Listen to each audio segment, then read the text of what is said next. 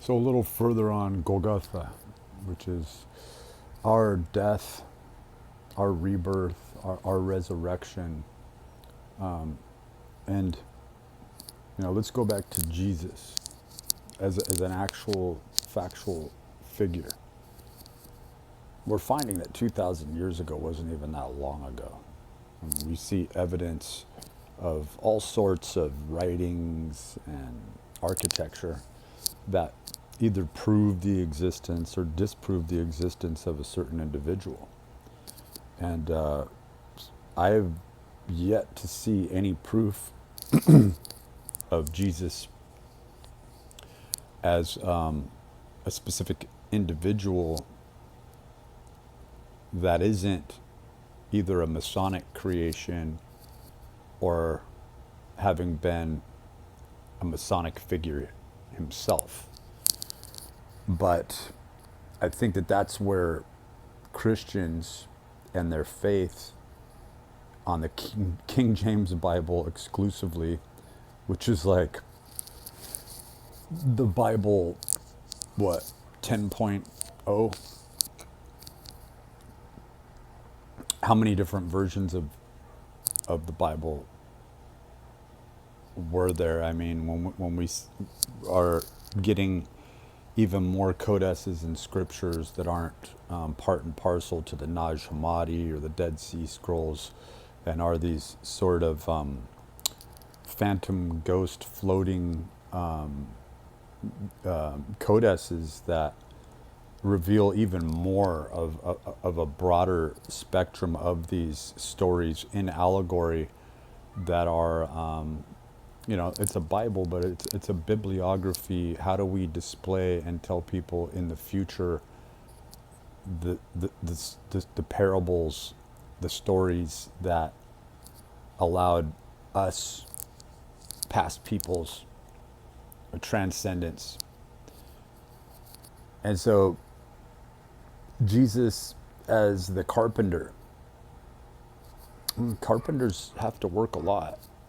Carpenters work on things a lot. Show me one structure that this figure worked on.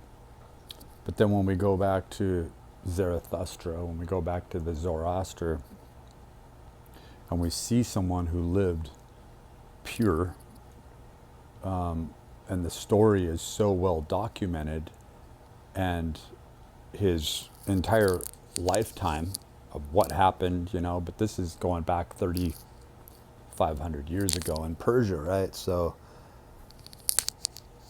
the foretelling, the forerunner for, some would say, Jesus Christ, is it more in line with Rudolf Steiner's work, where it is the Messiah or the Christ mind, and that we are not refuting the existence of possibly many Messiahs or many Christs, which points a little more back toward Jewish heritage tradition, to say that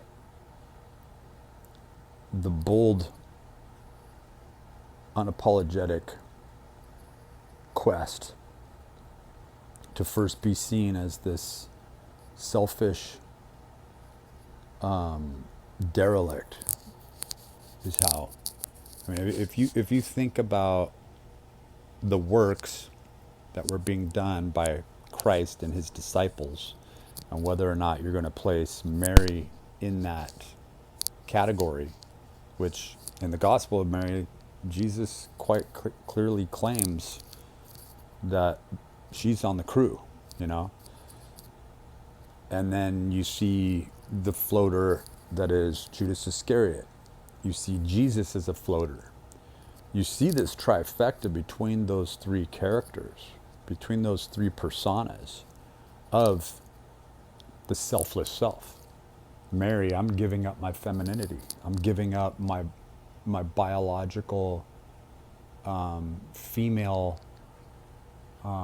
pangs to become and to be the mother. But then there's speculation on whether or not this character that I consider more of a Masonic character, a retelling of the story, Remember, these Masons aren't the same Masons that are prevalent today. They're not capitalists. Is in my opinion, the culmination and the ultimate abandonment as morals and dogma. I feel that Albert Pike was making a statement of, we carried this Templar's cross as long as we could, and ultimately this is what we ended up becoming. Aside from, speculation about Luciferian worship, not to say that that isn't, because in culmination, when you look at the world and you look at being able to have your cake and eat it too, to have that spiritual growth, and to be, this is how kings are made, right? This is how people ultimately choose the corporeal pursuits over the the spiritual Mason that Rudolf Steiner talks about. He talks about these higher degrees where there's a person who follows and sees the fallacy, the need for structure, the need for a township, then the hierarchical need of understanding the sacred geometrical process is, if this town is going to stay a township for the long, and that's what we're doing, then these civic arms and these councils that look over agriculture and all the other civic responsibilities, these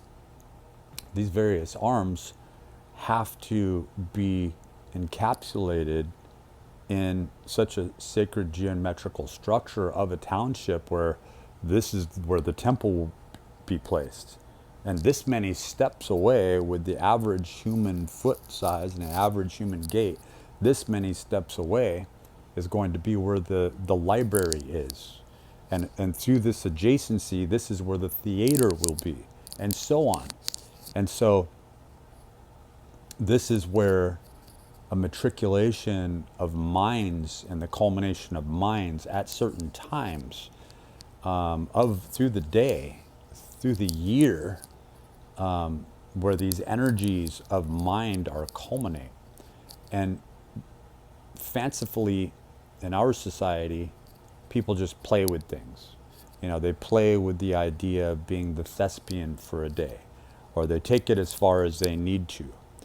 But we get into heavily to the jinn or the muse, encompassing, encapsulating, and coming into the individual as an avatar, because the person is void. The person cannot become something else on screen in front of other people without tapping into a certain lineage that has no time. There's no expiration, but it is 100% of the earth. And so there was like this redundancy, this replay that the Masons are heavily in now, where the work had been done. Everything that needed to be done was done. And that was to reach this pinnacle of the top of the pyramid, and to say that these energies that we've created in society have culminated into the birth of these sons that understood this inherently, and not a word could be spoken. They couldn't join the Masonic order. They couldn't take on these burdens of the physical, because that wasn't their job. It was to take on, in a mystical sense, the generations of energy, and to say this is like Hiram Abiff. This is like Hiram Abiff was at the pinnacle, at the top of this notion in a physical sense. But what about Hiram Abiff in latter incarnations, there would be nothing left to do. There'd be no work. Even if he had mastered something in the past, the redundancy and the boredom and the ridiculousness of going about a physical task, you've already arrived. Now it's time for you to leave. And so, spiritually, the hierarchy of man in spiritual transcendence is leaving, and that is the void that people feel. That is why there are only people that are respected in the public specter that are 100% money motivated. They learn enough about science, about politics, but compared to the leaders of the past, they really know nothing. There's no way that you could take them out of time and put them back several thousand years ago and that they wouldn't be a laughing stock. Because ultimately, people don't realize this, but this isn't as much of a judgment as it sounds like. None of this is. It's a speculation of what I see, what I've experienced. And a lot of what I've experienced is very profound, to where I've seen echo back, yes, that is the truth. But to get up on a soapbox and to preach this, it's unnecessary. It's not a Christian notion of I need to recruit this many people into the cult of this false cult of Christianity, which could change tomorrow. We find out, this scripture meant nothing of its origins. We're going to have to change this back. We're going to have to change this back. And suddenly people are scratching their heads and going, where's the beef? There's nothing in it for me. Yeah, it's about self-sacrifice. It's about sacrificing. You can't be of the left-hand path and be of the right-hand path at the same time. It's impossible. You're playing with completely different physics. And so there's a lot of unanswerable, including 95% of the dark matter in the universe. There's unanswerable powers that eclipse anything that we assume as solid, steady state matter. The only thing that's steady state is the lapse in our consciousness. So, in other words, thousands of years ago, this spiritual understanding, like the Enlightenment era, it didn't happen in the 1800s. People were reawakened to this. And then, if you ever look at Chicago, if you ever really just look at Germany and what was happening there, they saw everything that's happening now. We're in it, so we don't see the void of our existence. We don't see the fact that any energy, spiritual energy that we have is going to have to be rapidly compensated up, and that we're going to ultimately have to make a choice where you are in the stage, you're in the age of rejection. Once you choose the right-hand path completely and stop playing with the left-hand path at all, that day, your life will change. And it is not going to be for the better. You are not going to have a home. You're not going to have a car. You're not going to have a bank account. Quite literally, once you choose the right-hand path, you have already, by proxy, by process, you have already been rejected. It's already happened. So you living in society, you living and breathing in this society that serves not anything of the right-hand path. And this is not, obviously not this is a true Christian statement, but it is not a Christian rant in modernity of the bastardized Christian faith. This is real Christian talk. This is saying that 100% there was somebody that was very close to the figure of Jesus Christ, that most likely had experiences and feats that would blow your mind, that were much more like the Epic of Gilgamesh, but probably even more, like Hermes Trismegistus or Thoth, times a million in human form, to prove that man could experience this godly power and wisdom. And then there were probably, just like the disciples, this dumbing down of oral tradition and story. There were probably several others. And there was probably a race, which isn't the modern Jewish race, by far. In fact, whether or not that is something to do with the Hyperboreans, I have no idea. There's just no way to tell at this point. That the Hyperboreans north of Thrace that Nietzsche talked about.